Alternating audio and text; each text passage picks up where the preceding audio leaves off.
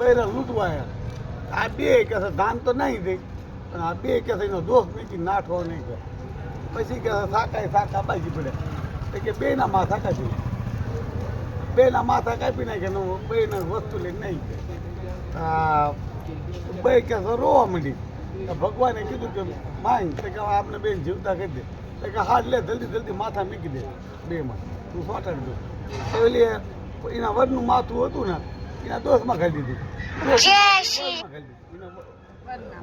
ભાઈબંધ વાળા આમ કરતું બે ફાટી ગયા ક્યાં. પછી બે ઊભા થઈને ઊભા રહ્યા કે એને હારે કે આમાં હો કોના ઘેરે થાય, ઓલા ધડ વાળા હારે થાય કે ઓલા માથા વાળા ના હારે થાય. કામ ધડ બીજા કે બોલ કે અમે કોના હારે થાય એ જવાબદાર જોવો પડે. ઓલો કે જો શરીર તો કે ઢાકેલું રસ અને નવું ઉભેરું છે. આમાં એના પહેલી રાત કે જે શરીર મળે એ તો એનું સાચું છે. શરીરને કોઈ ઓળખતો નથી.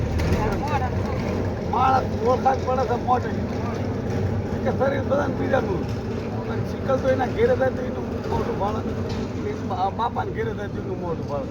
બે કે મોઢા જ જોઈને પડી, શરીરના જોઈને જ પડી, એના મોઢા હારે થાય. હાથો જવાબ તે બીજો જવાબ તે મને હાથો આપ્યો, પણ મેં તને બોલવાનું નાનું જ પડ્યું. ઠેઠ પાસે આવી જવાથી તો તું બોલ્યો થઈ લેવા, તે મને વચન આપ્યો હતો બોલીશ કે નહીં ઉડી ના એમ કરી 16 વરા સુધી 16 વરા રાત 16 વરા સુધી રજવાડમ ના થઈ.